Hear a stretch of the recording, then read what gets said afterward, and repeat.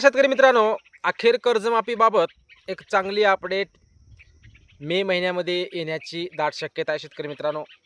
आणि त्याबाबतची अपडेट आजच्या व्हिडिओच्या माध्यमातून घेणार आहोत. कारण परदेशी समितीचा अहवाल राज्य शासनाला पोहोचता झालेला आहे. तो राज्य सरकारने मान्यही केलेला आहे.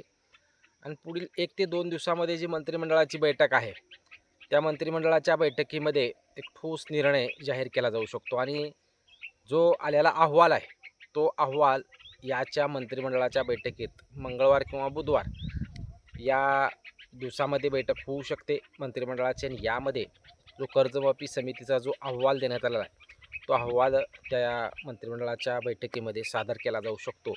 आणि त्या आधारेच आता कर्जमाफीबाबतच्या अपडेट येणं सुरू होणार आहे.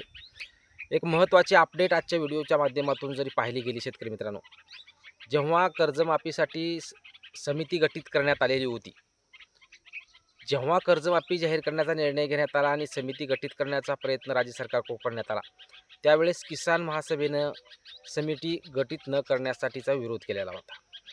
कारण समिती गठीत जरी केली तर याच्यामध्ये खर्च तर होणारच, प्लसमध्ये जे शेतकरी पात्र होणार आहेत ते शेतकरी याच्यातून उडू शकतात, याबाबत किसान महासभेला अगोदरच माहीत होतं. त्यामुळे त्यांनी विरोध केला होता. तरीही राज्य सरकारनं समिती गठीत करण्याचा निर्णय घेतलाच आणि समिती गठीत केलीच.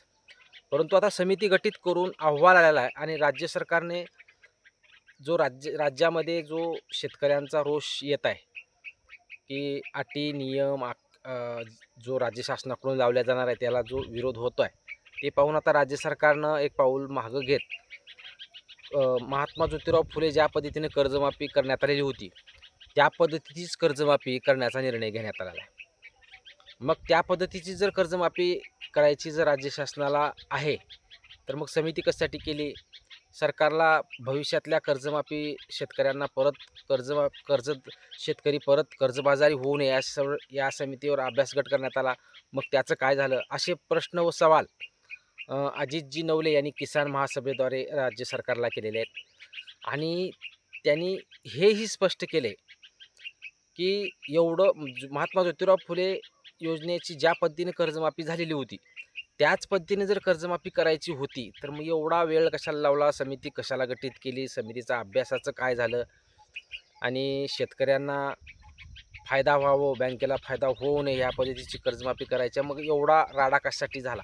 कारण या अगोदरही जर शेतकऱ्यांना फायदाच करायचा होता तर कर्ज हे शेतकऱ्यांचं बँकेलाच फेडावं लागणार होतं. राज्य सरकारनं आज जरी कर्ज माफी केलेली असली तर तो निधी बँकेला द्यावा लागणार आहे आणि बँकेचाच त्यामध्ये फायदा होणार आहे, हे तर स्पष्ट आहे.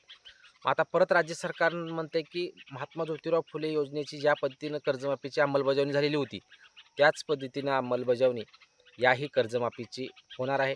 मग आता प्रश्न एक निर्माण होतो, त्यावेळेस कसल्याही जमिनीची अट नव्हती.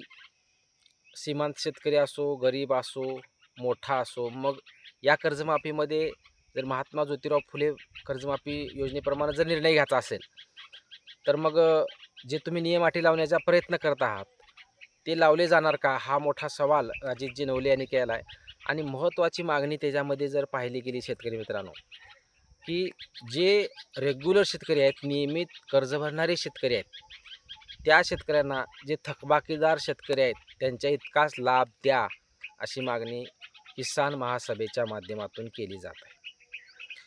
शेतकरी मित्रांनो, गेल्या 2 ते 4 दिवसापासून खूप आक्रमक झालेली आहे किसान महासभा. पीक विमा असो, उर्वरित राहिलेला अनुदान असो, कर्जमाफीतल्या नियम अटी निकष असो, याबाबत आक्रमक झालेले आहे.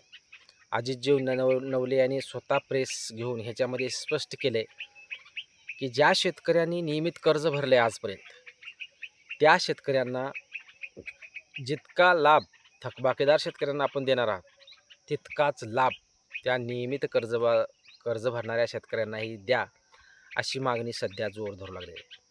कारण शेतकरी मित्रांनो, ही मागणी सध्याच करणं गरजेचं आहे. कारण आता जरी ही मागणी नाही केली, राज्य शासन जोपर्यंत निर्णय घेत नाही, मोठा GR निघत नाही, तोपर्यंत शेतकरी संघटनेच्या माध्यमातून मागण्या होणं गरजेचं आहे. कारण त्याबाबत राज्य सरकार विचार करू शकतं. सर्वच शांत बसले तर मग रेग्युलर प्रमाणे 30 सप्टेंबरपर्यंत जे थकीत आहेत त्या शेतकऱ्यांना कर्जमाफी, जे रेग्युलर आहेत त्यांना 50,000 हे होणार आहे.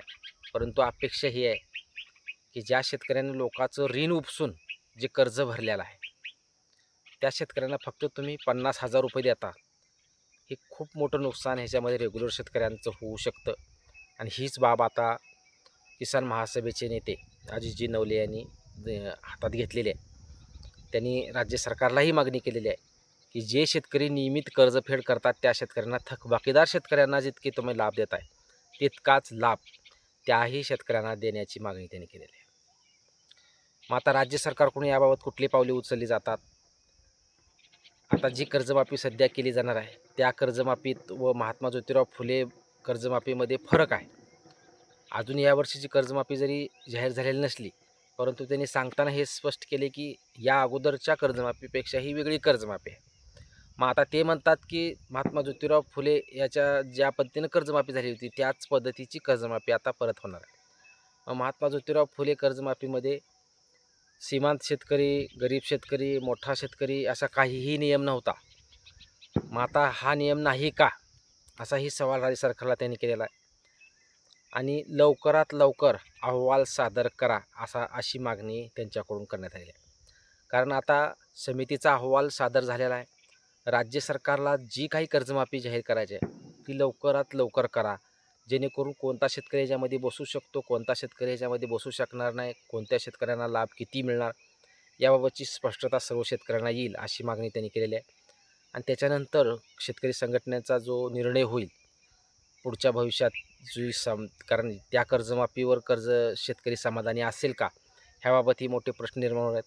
त्यामुळं किसान महासभेची मागणी इतकीच आहे की खरीप हंगामापूर्वी या जर गोष्टी स्पष्ट झाल्या तर त्यांना मागणी करता येईल, त्याच्यामध्ये काय बदल करता येतील आणि शेतकऱ्यांना पेरणीच्या अगोदर नवीन कर्ज मिळू शकेल याबाबतची भूमिका राज्य सरकारनं घ्यावा अशी त्यांची मागणी आहे.